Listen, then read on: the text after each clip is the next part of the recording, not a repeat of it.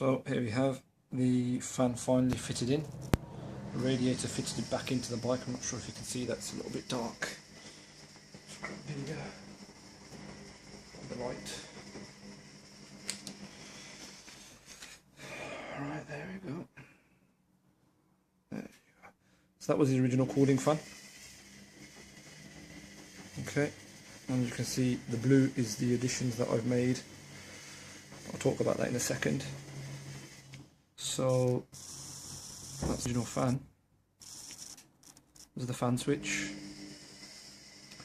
Okay, and the fan switch feeds into this loom here. Okay, and the wiring circuit comes down to here, to these two things now. Okay, now they are the positive and negative for the cooling fan, and that operates, or used to operate, primarily the main one, the only one that was on there at the moment, or at the time, before I added the second one. Okay, off the internet fan that I bought for the Hayabusa 2008-2014. So that came with its own leads and terminals, which are snipped off, and as you can probably see from here, I fed it in. Okay, wired it through the bottom. One of the things that you need to be conscious of that I wasn't are these things here. Okay, the exhausts, because they let out a lot of heat, and once you put that second fan on, as you can probably see, there's not a lot of room. There's not a lot of room at all. Okay, sorry. And what you need to be conscious of is running the wires in such a way that they're not interrupted or compromised by the heat. While the heat won't bother them too much, it's going to be physically touching any hot part, any hot metal part. So originally I was running them through the top part from here, but as you can see, the second exhaust outlet, that was too close.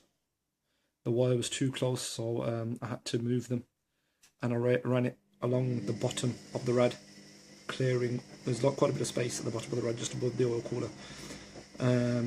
So I ran it parallel with the radiator, and as you can see, I cable tied it to the fan mounting. At certain places I cable tied the wire down, and it came up to here, and then from there it ran all the way up to join in with these here. Okay, so in here, these are basically spade connectors, and in here, actually no, a little bit further back here, that point there. At that point there, I put in the two wires, the wires for this and the wires for that, up until this point here.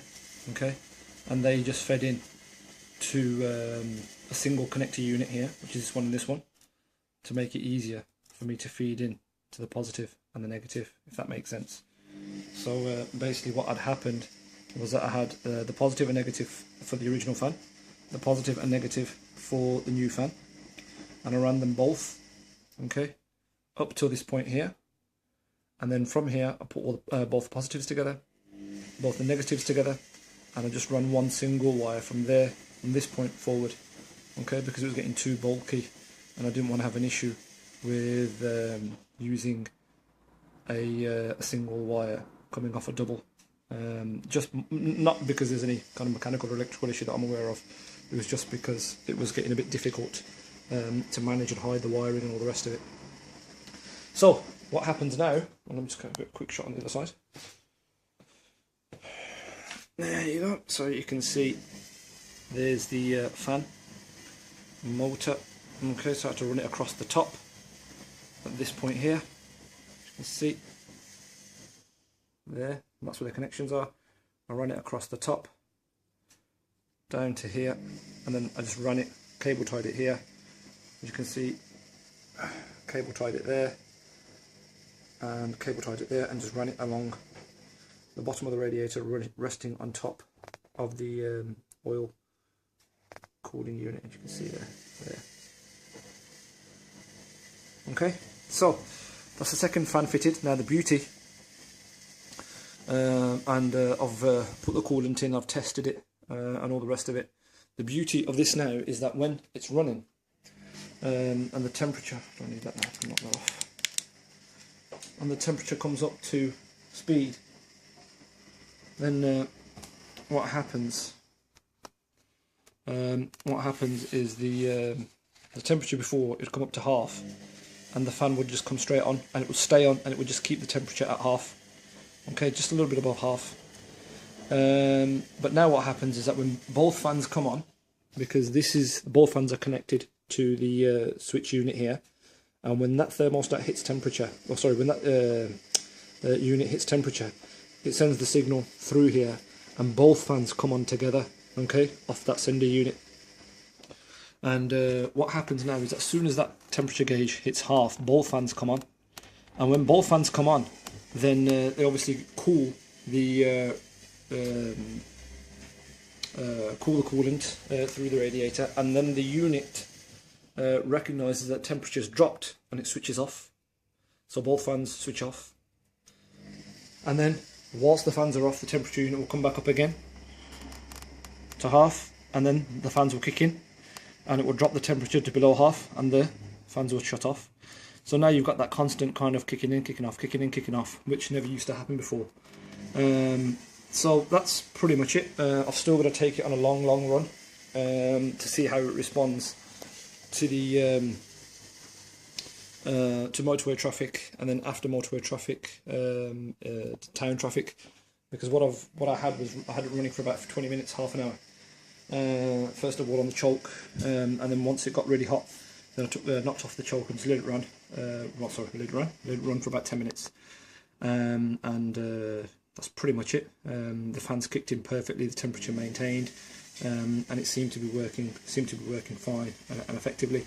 But how it responds to high speed and motorway driving, and then slow moving traffic, is where the acid test will be, to see whether or not the overheating problem on the Hayabusa is resolved. If that doesn't solve it, then what I'm basically going to do is disconnect it from here, grab a live feed from the back of the battery, run it down and probably underneath the tank, down by the side, feed it into a switch that I will probably put about here, and then I can knock the switch on and off as and when I need it. That's the last resort. I don't want to do that. I'd much rather use the temperature switch, which is what it's there for. But we'll see what happens. Hopefully, God willing, it will work and the overheating problem will be resolved. It's been a constant pain in the arse, first gen. I don't know how people have lived with it. Well, clearly haven't, because there's loads of information on the forums about how to resolve the overheating problem. But it's just, I had a Triumph Sprint, never had this issue. Had a Gix 1000, never had this issue. Hayabusa has just been a pain in the arse, but it is what it is. So fingers crossed, it'll all be working. I'm going to put the fairings back on now, back onto my baby, and once the fairings are on, probably try and give it a wash, and that's it. So I'll keep you posted and let you know what happens.